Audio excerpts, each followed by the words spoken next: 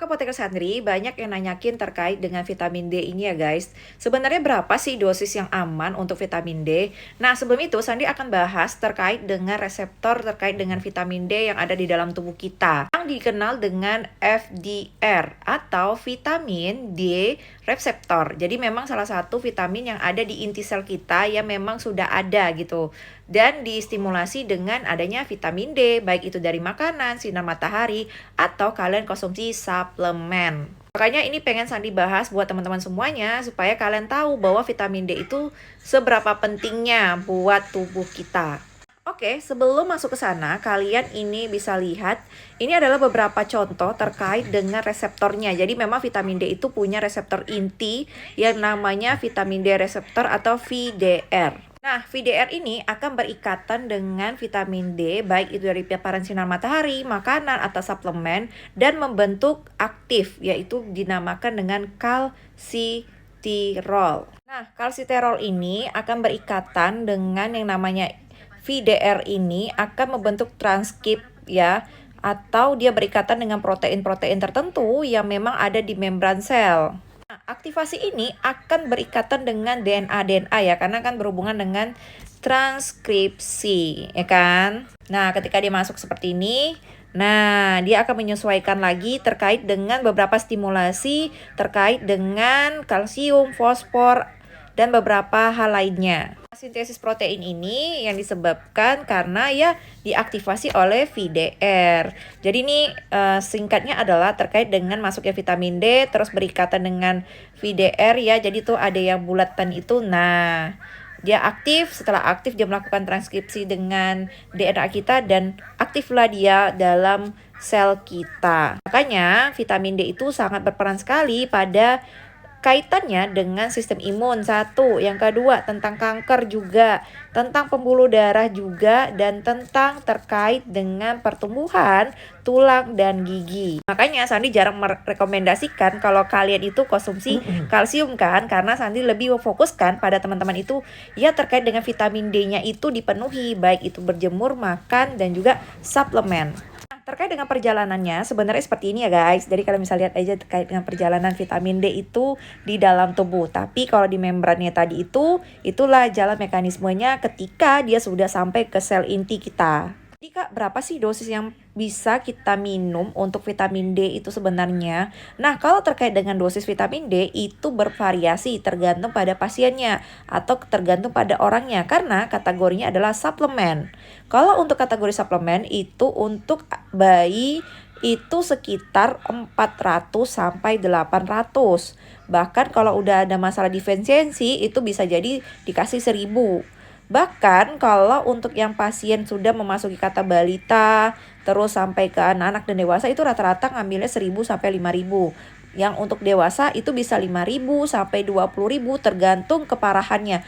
Makanya pada masalah-masalah tulang seperti osteoporosis, terus rheumatitis, ataupun ada permasalahan terkait dengan autoimun, terkait dengan tulang, vitamin D salah satu alternatif yang diberikan untuk hal tersebut, bukanlah kalsium. Apa? Vitamin D akan menstimulasi si kalsium tadi supaya tulang dan juga otot-otot dan persendiannya itu dijaga seperti itu, dan produksi untuk kalsium dan fosfornya akan lebih banyak seperti itu untuk membantu ya ketahanan tulangnya. Sandri kalau teman-teman lansia itu biasanya Sandri akan merekomendasikan vitamin D-nya itu sampai paling tidak adalah 10.000 international unit dalam satu harinya. Karena apa? Itu sangat membantu sekali dari sistem imunnya, tulangnya, dan juga untuk terkait dengan permasalahan pembuluh darah pada jantung, tekanan darahnya juga sama. Sandri, kalau yang program kehamilan itu bagaimana? Yang pasien PCOS dan PCO untuk terkait dengan vitamin D-nya, itu tetap diberikan ya guys, karena vitamin D itu sangat berperan sekali terkait dengan sensitivitas dari insulin. Nah, meningkatnya sensitivitas insulin itu akan berhubungan nanti dengan ada beberapa penyakit-penyakit tertentu terkait dengan respon autoimun dan sebagainya.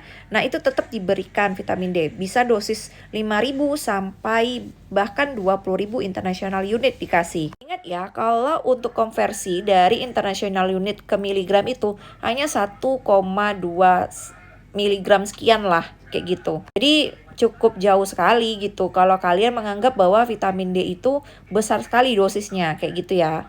Tak jarang juga Sandri bagi yang teman-teman yang punya permasalahan sel akibat kerontokan rambut itu memang ada masalahnya dengan beberapa organ tertentu. Vitamin D juga direkomendasikan untuk teman-teman semuanya. Untuk menjaga sistem otak juga ya teman-teman yang mencegah terjadinya Alzheimer atau pikun, bahkan Parkinson itu juga diberikan vitamin D dengan dosis yang paling maksimal itu adalah 20.000 international unit. Tapi sebelum kalian mengkonsumsi suatu produk vitamin D, seharusnya kalian lihat dulu bagaimana aktivitas kalian. Apakah kalian sering di dalam ruangan atau sering di luar ruangan? Nah, terkait dengan konsumsi vitamin D, baik itu dari makanan ya ataupun misalnya suplemen, itu biasanya akan dilihat kalian itu dari segi kulit saja. Dari segi kulit saja itu sudah sangat berpengaruh. Orang yang berkulit hitam itu jarang sekali bermasalah terkait dengan vitamin D-nya karena memang terkait dengan genetik ada dia vitamin D itu berpengaruh di sana. Dan orang yang berkulit putih biasanya akan banyak mengkonsumsi vitamin D dibandingkan orang yang berkulit tan atau gelap seperti itu. Nah, kalau untuk penyerapannya lebih cepat diserap oleh kulit yang putih daripada yang berkulit gelap seperti itu. Itu adalah kajian-kajian farmakogenomik terkait dengan vitamin D ini sebenarnya. Terus terkait dengan reseptor yang ini kita bahas adalah VDR ini, dia akan menurun ketika usia kalian mulai memasuki senja atau tua gitu ya. Jadi makanya vitamin D ini tetap distimulasi dengan cara olahraga, berjemur, dan juga suplemen lagi. Terus pada pasien-pasien autoimun juga diperlukan lah terkait dengan vitamin D lagi. Untuk autoimun itu biasanya sampai 10.000 aja international unit itu sangat cukup. Dan vitamin D ini bisa dikonsumsi dari umur bayi, balita, bahkan ibu hamil dan ibu menyusui terkait dengan gizi-gizi tertentu.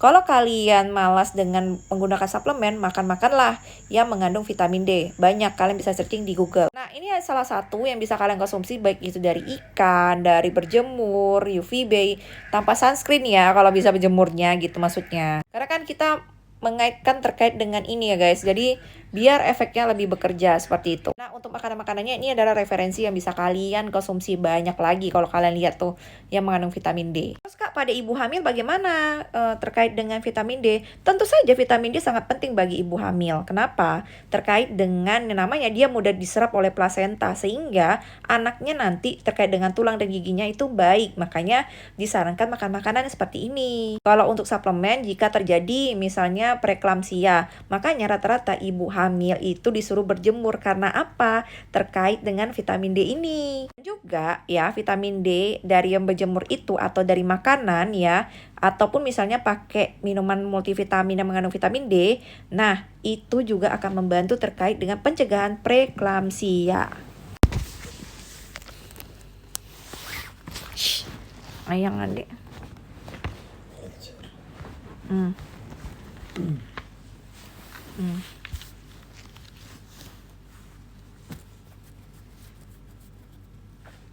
Jadi kalian yang hipertensi mungkin akan disarankan untuk konsumsi vitamin D juga.